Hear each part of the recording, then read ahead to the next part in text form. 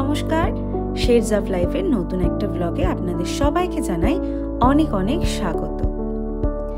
আজ রবিবার, আর রবিবার দিন সারাদিন আমি কি করছি সেটাই আজকে আপনাদের সাথে শেয়ার করব। সকালবেলা চা খেয়েই প্রথমেই লেগে পড়েছি বাগানের পরিচর্যায়। আসলে অন্য দিনগুলোতে তো সেরকমভাবে সময় পাই না, সেই জন্য রবিবারটাই থাকে আমার এই নানান ধরনের কাজকর্মগুলো করার জন্য। আর মাঝখানে কিছু ফাঁকা টব ছিল, আর সেগুলোতে এই মাটিটা খুঁড়ে এই পর্তুলিকার গাছগুলো আবার লাগিয়ে দিচ্ছি। এটার মজার ব্যাপার হলো এই ডালগুলো লাগিয়ে দিলে আবার এখান থেকে কিন্তু গাছ জন্মে যায়। গাছ লাগানোর পরে চলে এসেছি পাখিদের পরিচর্যায়। যদি আপনার বাড়িতে পাখি থাকে তাহলে পাখিদের কিন্তু অনেক পরিচর্যার দরকার। আর সারা সপ্তাহের মধ্যে ওদের জলে এই লিকুইডটা আমি মিশিয়ে দিই যাতে ওরা ফিট থাকে। আর ওদের যে খাবার জলের জায়গা বা খাবারের জায়গা বা ট্রে, এই সব কিছুই কিন্তু খুব ভালো করে রোজ পরিষ্কার করতে হয়। কারণ যদি সেগুলো ভালো করে পরিষ্কার করা না হয় তাহলে সেখান থেকে যেরকম পাখিরাও অসুস্থ হয়ে যেতে পারে, আর তার সাথে থাকা মানুষজনও কিন্তু অসুস্থ হয়ে যাবে। কারণ এই ধরনের জিনিসগুলো অনেক রোগ জীবাণু বহন করে নিয়ে আসে। ও আরেকটা কথা তো বলতে ভুলেই গেছি, এটা হচ্ছে সমুদ্র ফেনা। জানি না ইংলিশে কি বলে, কিন্তু এটা পাখিদের ভীষণ ভালো লাগে খেতে। আর এটা দিলে ওদের ক্যালসিয়ামের ডেফিসিয়েন্সিটা একদম চলে যায়। সেই জন্য আমি চেষ্টা করি মাঝে মাঝে এটা দিতে। এইসব করতে করতে এদিকে স্যামসাং কেয়ার থেকে লোক চলে এসেছে আজকে আমার এসিটাকে সার্ভিসিং করতে। আসলে বেশ অনেক দিন হয়ে গেল এসিটা ঠিকঠাক করে সার্ভিসিং করা হয়নি, আর সেই জন্য বেশ ময়লাও হয়েছিল। তো সেই জন্য আমি স্যামসাং কেয়ারে কল করে নিয়ে একটা সার্ভিসিং বুকিং করে নিয়েছিলাম। কিন্তু ওনাদের এই প্রসেস দেখে তো আমি একদম অবাক।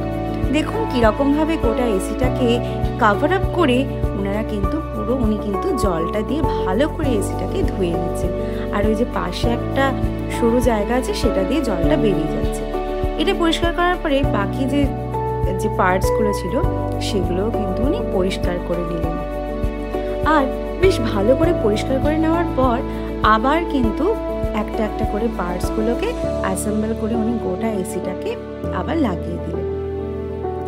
এই তো গেল সকালবেলার গল্প। বিকেলবেলা গেছিলাম মায়ের কাছে, কিন্তু এই বছর জানেন বাড়িতে আম গাছটাতে সেরকম কোনো আমই ধরেনি। এটা আম্রপালি গাছ, অন্যবার প্রচুর আম ধরে, কিন্তু এই বছর সেরকম আমই ধরেনি। মায়ের কাছ থেকে গেলাম হচ্ছে একটু নার্সারিতে। আসলে অনেক দিন ধরেই ভাবছিলাম একটু নার্সারিতে যাব ইনডোর প্ল্যান্টসের জন্য, আর রবিবার মানেই হচ্ছে এই সব কাজের দিন, সেই জন্য চলে এলাম নার্সারিতে। নার্সারিতে এলে মনটা কিন্তু ভীষণ ভালো হয়ে যায়। আসলে নানান ধরনের গাছ আমাকে খুব ভালো লাগে, কিন্তু সেরকম কোনো গাছ এবারে ইনডোর প্ল্যান্ট পেলাম না। সেই জন্য সেখান থেকে চলে এলাম পাখি আর মাছেদের দোকানে। না, আর কোনো পাখি কিনবো না, কিন্তু কিনবো কিছু মাছ। আসলে বেশ অনেক দিন ধরেই ভাবছিলাম মাছ কিনবো, কিন্তু মনের মতন মাছ পাচ্ছিলাম না। কিন্তু আজকে অনেকগুলো মাছ কিনে নিয়ে আমি ফাইনালি আবার ফিরে চলে এসেছি বাড়িতে। আর চলুন আপনাদের দেখিয়ে দিই আমি কী কী মাছ কিনেছি। এটা হলো কোকো। আসলে এই মাছটা অ্যাকোরিয়ামে রাখলে ও ময়লা খেয়ে নেয়, সেই জন্য এটা খুব ভালো। আর এগুলো হচ্ছে জেব্রা। এটা আমি দু ধরনের জেব্রা কিনেছি, একটা হচ্ছে কমলা আর আরেকটার মধ্যে আছে হচ্ছে অরেঞ্জ আর সবুজ রঙের। আর এগুলো হচ্ছে ব্ল্যাক মলি আর অন্যান্য ভ্যারাইটিসের মলি। তো এবার মাছগুলোকে ছেড়ে দেবো। মাছ ছাড়ারও কিন্তু বেশ কিছু নিয়ম আছে। মাছ কিনে এনেই হট করে কিন্তু জলের মধ্যে ছেড়ে দেওয়া উচিত না। প্রথমে মাছের যে প্লাস্টিকের মধ্যে আছে সেটার মুখটাকে খুলে নিয়ে এরমভাবে জলের মধ্যে বেশ খানিকক্ষণ ভাসিয়ে রেখে দিতে হবে। তো একে একে সেই প্রসেসটাই আমি করছি। আর একদম যদি ফাঁকা কোনো জায়গায় আপনি মাছ রাখেন তাহলে প্রথমেই এই ম্যালাসাইড গ্রিনটা একটু জলের মধ্যে মিশিয়ে দিয়ে দিলে জলের মধ্যে যদি কোনো ইনফেকশন থাকে বা কিছু থাকে তাহলে সেটা নষ্ট হয়ে যায়।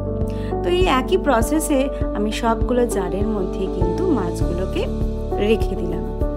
আর বাইরের যে আমার যে গামলাটা আছে সেটার মধ্যেও কিন্তু ভাসিয়ে রাখলাম ঠিক একই প্রসেসে।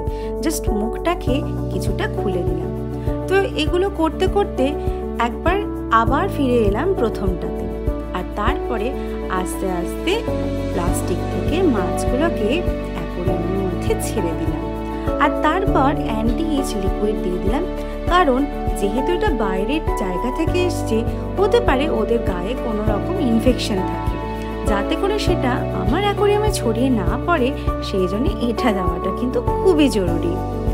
তো একই প্রসেসে আবার করে সব প্লাস্টিকগুলো খুলে খুলে এবার মাছগুলোকে জলের মধ্যে ছেড়ে দেওয়ার পালা। আসলে মাছ নিয়ে এলেই হয় না, সেগুলো পরিচর্যা করাও কিন্তু খুব জরুরি, কারণ এই ছোট্ট প্রাণগুলোর দায়িত্ব যেমন নিচ্ছি, সেরকম তাদের ভালো রাখাটাও কিন্তু খুব জরুরি। তো এই গেল আমার রবিবারের দিনলিপি। ব্লগটা কেমন লাগলো অবশ্যই